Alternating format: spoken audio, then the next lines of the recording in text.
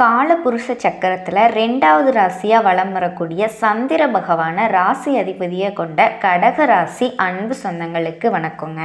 கடகத்தை பொறுத்த வரைக்கும் நிறைய விஷயங்களில் விட்டு கொடுத்து போகிறீங்க. விட்டு கொடுத்து போனால் கெட்டு போக மாட்டோம். நம்ம 4 பேருக்கு நல்லது செஞ்சாதான் அந்த தெய்வம் நமக்கு நல்லது செய்யுங்கிற நம்பிக்கையோடு வாழ்ந்துட்டு இருக்கீங்க. ஆனால் இது நாள் வரைக்கும் சின்ன ஒரு அளவு கூட துரோகம் நினைக்காத உங்களுக்கு ஏதாவது நல்லது நடந்திருக்கா? ஏதாச்சும் ஆச்சரியம் நடந்திருக்கா? கடகத்துக்கு எப்பவுமே அந்த ஒரு நிலை இருந்ததே இல்லைங்க. நல்லதுன்னு போவாங்க, கெட்டதுன்னு வரும். பாசம் வச்சு வச்சு ஏமாறுறதுல அழிஞ்சு போன ராசினா கடக ராசின்னே சொல்லலாம். இவங்களால் அந்த பாசத்தை மாற்றிக்கவும் முடியாது. அன்புக்கு அடிமைனா கடகத்தை வந்துட்டு கண்ணை மூடிட்டு சொல்லலாங்க.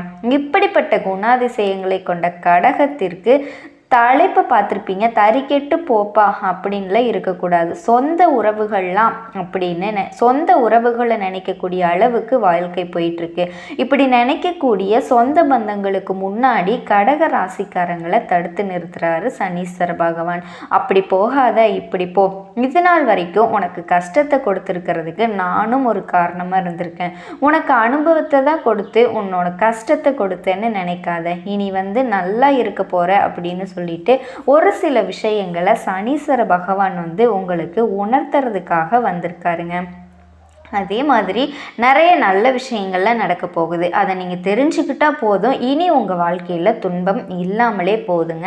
அது என்ன ஏதுங்கிறத இப்போ தெளிவாக பார்க்கலாங்க. கடகம் அப்படின்னாவே எப்படிப்பட்ட ஆட்கள் தெரியுமா? ரொம்ப துடிப்போட, எப்பவுமே ஒரு சிந்தனையோட ஏதாவது ஒரு வேலை செஞ்சுட்டே இருப்பாங்க. இடையில் இலக்கு பெருசு, எண்ணங்கள் பெருசு. இந்த உலகத்தில் எல்லாருமே நல்லவங்க, எல்லாருக்கும் நல்லதே நடக்கும்னு நினைக்கிறது தான் இந்த கடகராசி. ஆனால் இந்த உலகத்தில் நல்லவங்க இருக்காங்களா? கலியுகத்தில் உண்மைக்கும் நேர்மைக்கும் எதுக்குங்க பெயரே கிடையாது. உண்மைக்கும் நேர்மைக்கும் பெயரே கிடையாதுங்க. ஆனால் பொய்யும் பித்தலாட்டம் அப்படின்னா பவுசாக வாழ்ந்துட்டு இருக்கு இல்லையா?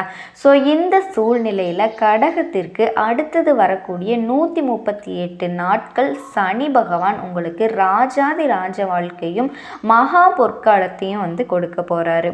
குறிப்பாக இவரால் உங்களுக்கு சுப பலன்கள் கிடைக்குங்க. அதிர்ஷ்ட ராசிகளாக கடகராசி மாறப்போகுது. நிதி ரீதியாக, வழிய ரீதியாக, தனிப்பட்ட வாழ்க்கை ரீதியாக நல்லா இருக்க போகிறீங்க.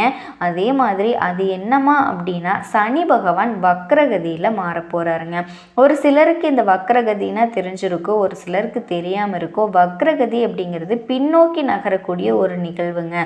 பொதுவாகவே கிரகங்கள் பயிற்சி ஆகிறதுக்கு ஒரு இடத்துல இருந்து இன்னொரு இடத்துக்கு பயிற்சி ஆகும். அதாவது ஒரு ராசியிலிருந்து இன்னொரு ராசிக்கு முன்னோக்கி நகரும். வக்ரகதி அப்படிங்கிறது அப்படியே உல்டாவா பின்னோக்கி நகர போகுதுங்க. ஸோ கடகத்திற்கு என்னதான் அஷ்டம சனி முடிஞ்சாலும் பெருசாக இது நாள் வரைக்கும் நல்லது அப்படிங்கிறது நடக்க வாய்ப்பே இல்லாத மாதிரி தான் வாழ்க்கை போயிட்டு இருக்கு. ஸோ அதுக்கு உங்களுக்கு தீர்வு தர மாதிரி தான் சனீஸ்வர பகவான் இது நாள் வரைக்கும் உங்களை ஆட்டி படைச்சிட்டு படாத பாடு பட வச்சார் இல்லையா? இனி அந்த பட்ட பாடுகளுக்கு எல்லாமே பலன் கொடுக்க நினச்சிருக்காரு. அடுத்த 138 நாட்களுக்கு உங்கள் வாழ்க்கையில் நல்ல வகையில் மாற்றிக்கலாங்க. அதற்கான வழிகளை அவர் ஏற்படுத்தி கொடுப்பாரு. பணவரவு அதிகமாகும், நிதிநிலை வலுவாக இருக்கும். நீங்கள் பயணங்கள் போனால் கூட அது உங்களுக்கு பணவரவு கொடுக்கும். தொழில் ரீதியாக, வணிக ரீதியாக, உத்தியோக ரீதியாக நல்லா இருக்க போகிறீங்க. எல்லாத்துக்கும் மேலே உங்களுடைய எதிரிகள் எல்லாம் உங்களுக்கு தீங்கு செய்ய முடியாமல் விழி பிதுங்கி நிற்பாங்க, விலகி ஓடிடுவாங்க. அதே போல் அரசியலில் இருக்கக்கூடிய கடகராசி ஆளும் கட்சிக்கிட்ட இருந்து உங்களுக்கு ஆதரவு கிடைக்கும். வருமானம் அதிகமாகும். எல்லாத்துக்கும் மேலே தன்னம்பிக்கை தைரியத்தோடு செயல்பட போகிறீங்க. கல்வியில் வெற்றி கிடைக்கும். வருமானம் அதிகமாக கிடைக்கிறதுனால உங்களுடைய நீண்ட நாள் ஆசைகள் எல்லாமே நிறைவேற்றிக்க போகிறீங்க. வீடு கட்டுறது, வீடு வாங்கிறது, வண்டி வாகனம் வாங்கிறது, இந்த மாதிரி பல நாள் கனவுகள் எல்லாமே நனவாக போகுதுங்க. ஸோ எல்லா விதத்திலையுமே உங்களுக்கு மரியாதை அதிகரிக்க போகுது. வியாபாரத்தில் கூட்டு முயற்சிகள் செஞ்சீங்க அப்படின்னா புதிய வாய்ப்புகள் கிடைக்கும். தன்னம்பிக்கையும் அதிகமாகும். ஸோ ஒட்டுமொத்தமாக சனீஸ்வர பகவானினோட அருளாசினால் கடகராசினோட கஷ்டங்கள் வந்து மறைய போகுது. இன்னும் வந்து ஒரு சில விஷயங்கள் தெளிவாக பார்க்கலாங்க. அதாவது கடகத்தோட ஒட்டுமொத்த கஷ்டங்களுக்குமே மாற்று மருந்து கொடுக்குற மாதிரி உங்களோட வாழ்க்கையே வந்து செல்வ செழிப்பாக அள்ளி கொடுக்க போகிறாரு. எல்லா காரியங்களுக்குமே வெற்றியை தரப்போகிறாரு. இதோடு உங்களோட சேமிப்புகள் எல்லாத்துக்கும் ஆதாயம் தரக்கூடிய விஷயங்களில் முதலீடு செய்ய போகிறீங்க. திட்டமிட்ட காரியங்களை சரியாக செயலாற்ற போகிறீங்க. கடினமாக உழைச்சி லாபத்தை பார்க்க போகிறீங்க. மனசை வந்து ஒருமுகப்படுத்தக்கூடிய ஆற்றல் உருவாகுது. தொழிலில் புதிய வாய்ப்புகளை பெறதுக்கான வாய்ப்புகள் அடிக்கடி இருக்குதுங்க. அது மாதிரி பயணங்கள்லாம் மேற்கொள்வீங்க. சொத்து விவகாரங்களில் இருந்த வில்லங்கள் எல்லாமே விலகுது. சமுதாயத்தில் உயர்ந்த பதவிகளை பெற போகிறீங்க. இதோடு உங்களுடைய உடன்பிறப்புகள் எல்லாம் உங்ககிட்ட வந்து இணக்கமாக செயல்பட போகிறாங்க. சின்ன முதல்ல கூட பெரிய வெற்றிகளை காண போகிறீங்க. ஆதாயம் தரக்கூடிய தொழில்களை தொடங்க போகிறீங்க. தொலைவில் இருக்கிற புண்ணிய ஸ்தலங்களுக்கு போயிட்டு வரக்கூடிய ஆன்மீக பயணங்களை மேற்கொள்வீங்க. அது மேற்கொண்ட பலருக்கு இது நாள் வரைக்கும் இருந்த உடல் உபாதைகள் எல்லாமே விளங்குதுங்க. தன்னம்பிக்கை தைரியத்தோட உங்கள் திறமைகள் பளிச்சிட போகுது. குழந்தைகள் வந்து கண்டிப்போட வளர்க்க போகிறீங்க. அதே நேரம் அவங்களோட மகிழ்ச்சிக்காக சுற்றுலா போயிட்டு வர்றதுக்கு வாய்ப்புகள் வந்து இருக்குங்க.